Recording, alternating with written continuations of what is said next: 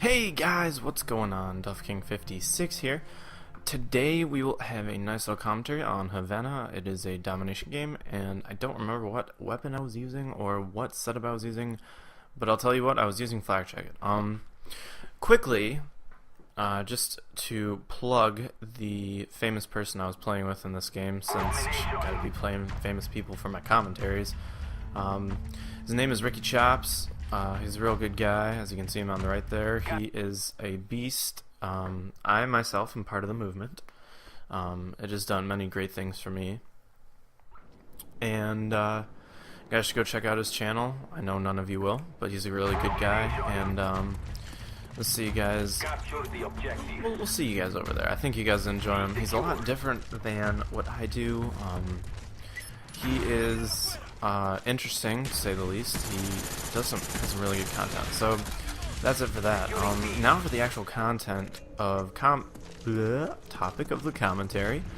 We'll be talking about restaurant stories. We're gonna add another story to our one episode of restaurant stories. So now we will have two. I think you guys will enjoy this one. This warning: this does contain a high dose of irony. And I'm actually going to tie this into one of my college stories that I don't think I've told you guys. So I think you guys should enjoy this. So here we go. I want you guys to step back. Picture yourself. It's about 2 a.m. in the morning. 2 a.m. in the morning. That's very redundant, but still. 2 a.m. You're sleeping. And all of a sudden, your alarm goes off. Not your clock, not your phone, not your iPod, not your iHome. No, but the fire alarm.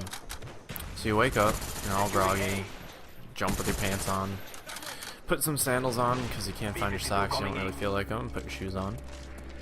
You walk outside. It's snowing out. There's snow everywhere on the ground, it's falling through the air. It's really fucking cold in your sandals, and your pants, and your lack of shirt under a jacket because you couldn't find your shirt. You're sitting outside there while the alarm's going off. And all of a sudden, an RA comes by and tells you to go into a different hall. Because you can't go back into your room yet. So you go there, and you wait. And you wait. And you wait. And you have no idea what the fuck is going on. Oh, not to mention, the alarm did go off. But when you went back inside, the alarm went right back off again when you were sleeping. So this is the second time you've come outside for a fire alarm this early night, late morning, I should say. Or early morning, late night, excuse me. So now, fast forward a year. Not the same time, it's summer, obviously. It was a couple weeks ago on a Saturday. So we were all there at my restaurant, not mine, but you know what I'm talking about. And we're sitting there. Just brought out some glasses to stock at the bar. So I'm stocking them up at the bar, you know, I'm looking around. And all of a sudden, I see a white puff of smoke coming from the bathroom area. It's also connected to the kitchen. Just before that, I saw the chef's, the fan wasn't working correctly, so it was really smoky. It's like, oh shit, it's just coming out of the kitchen, you know, it's gonna, you know, fill up the hallway or whatever. No, it gets bigger and bigger and bigger. The cloud gets a lot bigger. And all of a sudden, it's enveloping the whole long hallway. Now, this is a pretty long hallway. I would have to say it's about the size of the hallway of a dorm, or the long hallway at probably at the size of an aisle at like a Toys R Us or something, like a smaller aisle. The fire alarm goes off. Now, let's tie the two together. When I was in college, when they finally explained to us what happened, the reason why the fire alarms kept going off is because someone got hammered. Now this is the first connection between the two stories. We have two drunk, really drunk people. They both are people that didn't belong to the group of people that I was associated with. So this was someone who wasn't living in my dorm and at the restaurant, wasn't someone who normally eats at the restaurant, or was an employee.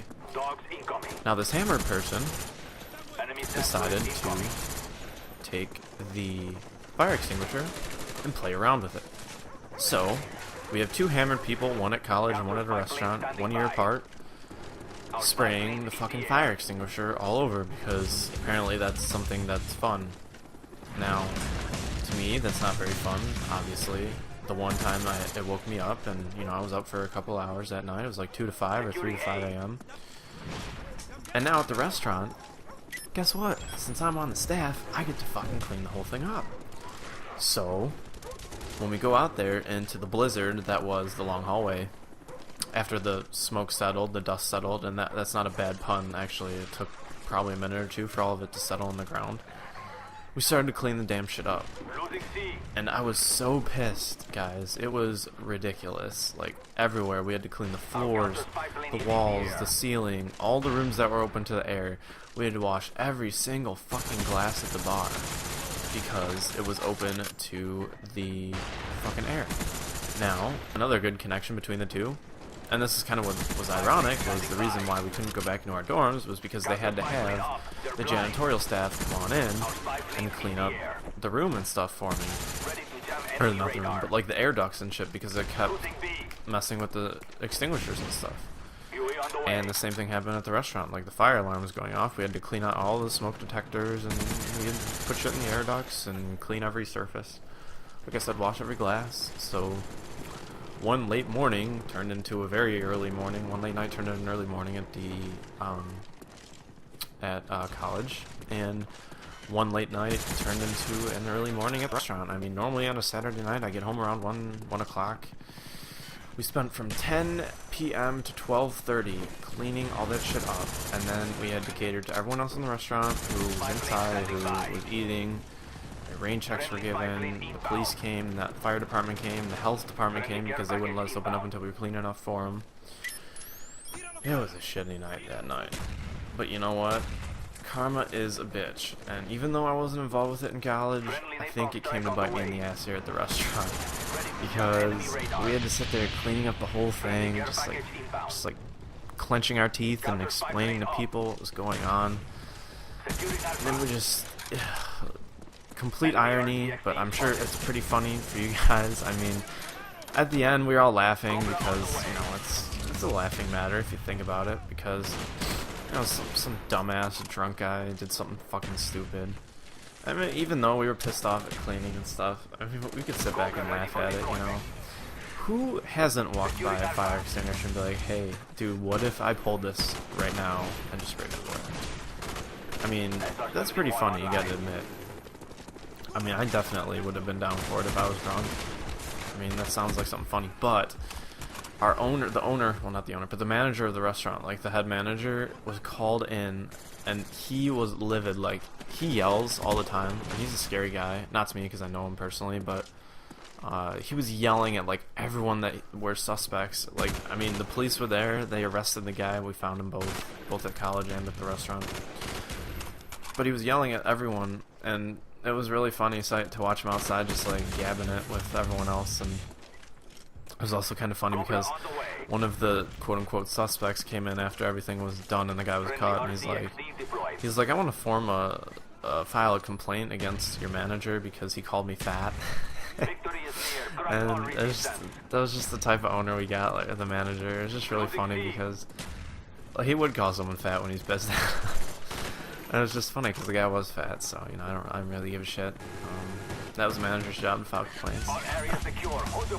Oh man, but it was an interesting night for sure. I'm sure you guys enjoyed this commentary as it's coming to an end now.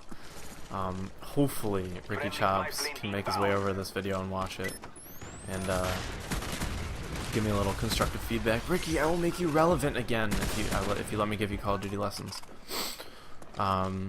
No, I'm just kidding. You're a good guy, Ricky. So anyways, it's been Duffkin56. Hope you enjoyed the restaurant story. Episode 3 to come in a week. And I will see you guys later. Have a nice day. Peace out, guys.